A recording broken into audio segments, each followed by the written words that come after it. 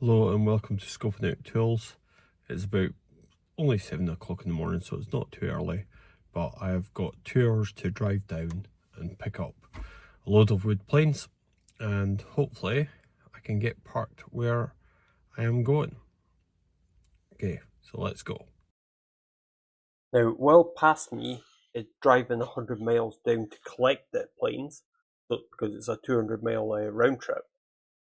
I've got a couple of hours to explain why past me is actually driving down and why.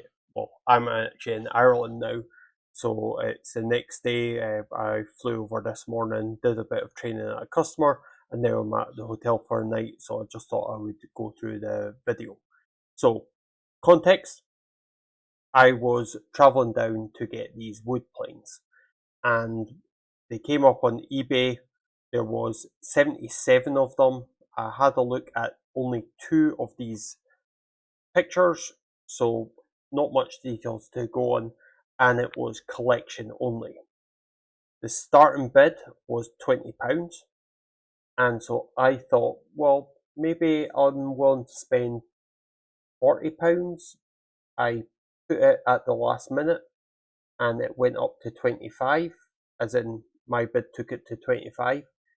And with 45 seconds to go, I thought, just in case I'm trumped at the last bit, I'll put £1 a plane. So I went up to 77. It finished at £25, and so now that is why past me was driving to get them.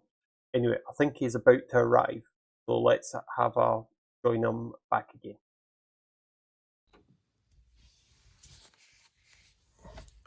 So I've just arrived down. I'll be collecting the planes in a minute, and I have got a tiny little space just in front of their house, so hopefully I'll be filling up these boxes in a minute. I'll show you when I've got them all. Bye for now. And past me is now driving up. So it was a quick, maybe 15-20 minutes loading them into boxes. I transferred them from the cardboard boxes he gave me. I should have actually just taken them as it is, but I ended up putting them on the plastic crates that I had. He did actually sort of say, oh, you can count them if you want. Well, 77 wood planes for £25, it didn't necessarily matter if it's 26. I was actually expecting them to maybe be a little bit miffed that I managed to win with such a low bid, but he was actually surprised that somebody was willing to spend it. And his next door neighbour had said that he should have just thrown them away because he had tried to sell wood planes in the past and hadn't got anywhere. But I'm glad he didn't, because it was a good bit of history with it.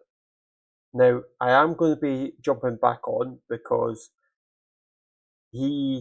me from the past, is about to drive up to the garage, bring them in, and he will start to go through them, but he wasn't paying attention to where the camera was pointing. So a lot of it is actually talking about the wood planes that are just out of frame.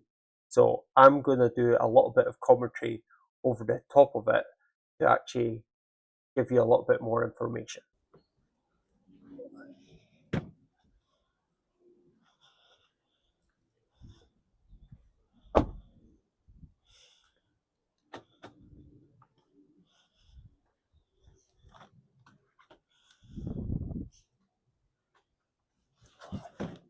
I have 3 of these boxes. This one is mainly full. And these 2 just fill up at the bottom. Just going to put that one up there.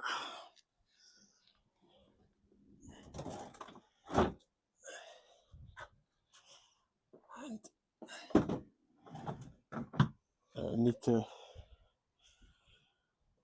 remove them from the boxes soon, because I've got to return those boxes to work. Okay, so this is actually box 1 that I'm opening up, and I'm not going to show you all of them, but I thought we'd go through a few of them. Now, as you see, I've lifted it out of view, but the first box and the first plane out of the box was actually a green slide from Bristol. They are a common make that I've seen before. That there was another one with a different colour, and there was another one from Southampton itself. So it was actually quite nice to actually have one that in context is actually from another geographical location, because I've got a few from Sheffield, Leeds, Birmingham, and we actually see another one from Birmingham a little bit later on. So all I'm doing is I'm just picking out them, and I'm really sorry that you can't see all of it, but it's what I'm doing is I'm looking at the toe of the wood plane. So I don't actually have a wood plane to hand. So if you imagine this is a wood plane, it's coming off the knife is, or the iron is coming off at this angle. So there is a toe here, which is the direction you're going to cut, and the heel at the back. At the tip of the toe, at the top part, that is typically where the maker's mark is. If it is located anywhere else, here, even at here on the side, it's going to be the owner's mark. Now, sometimes owners actually stamp in the maker's mark area, so it's not always straightforward to see. Sometimes people stamp over the maker's mark as well, so we can actually see it. Anyway, let's open up box number 2. Again, this is about the same amount of fill, and I think there's a couple that I do actually show the angle a little bit better. So I'm just actually going to nudge it for you to see. So I am thinking about the position, but I wasn't thinking about when I actually lift it up in the hands. So you can see it's just out of view, which is rather annoying. But the first one was another green slide. So same with the first one and the other one. But this one was interesting because it was exhibition medals, London and Dublin. So I need to actually double check where that exhibition medals was about, and maybe I might pop on later in the video if I actually do a little bit of research and I can find something out as I'm watching the video here. Right, okay, so so there was one without a blade there, so there's a few without blades, and that's why I just pulled out another one. Yeah, so this one had little screw holes in it, so there could have been a fence added. Jazz grey, and I suspected a homemade one. It might not be a homemade one, so I'll have to check the owner's book again, or not the owner's book, the maker's book.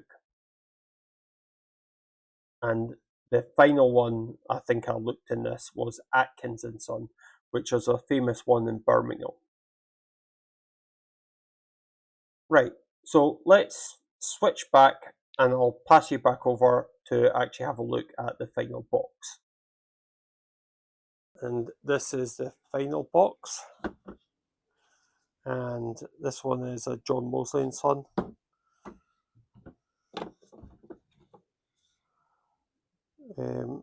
Curry in Glasgow. Again, a lot of these are grooves. And FSIM. So I'll have a look at each of these, get the names up.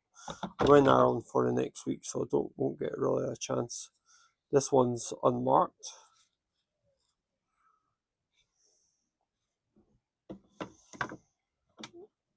This one doesn't have, oh no, it does have a blade. This is a buck. 245 Tottenham Road.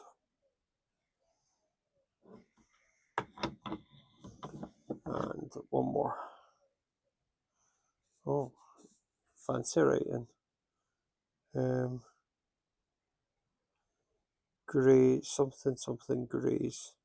I'll need to have a look at that. That's quite curly writing. But yeah, that goes all the way to the bottom, and there were some interesting ones in there. Traw, London. Straw, it's from straw. You know, that's maybe an eighth. But yeah.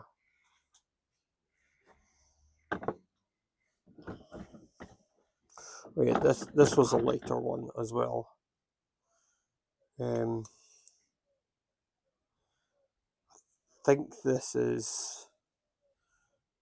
It's got a couple of screws in it, so maybe that's for adding something. But it's got W asterisk S, but because it's where the maker should be, but it's also marked here, here, and here, I think this is not the maker themselves.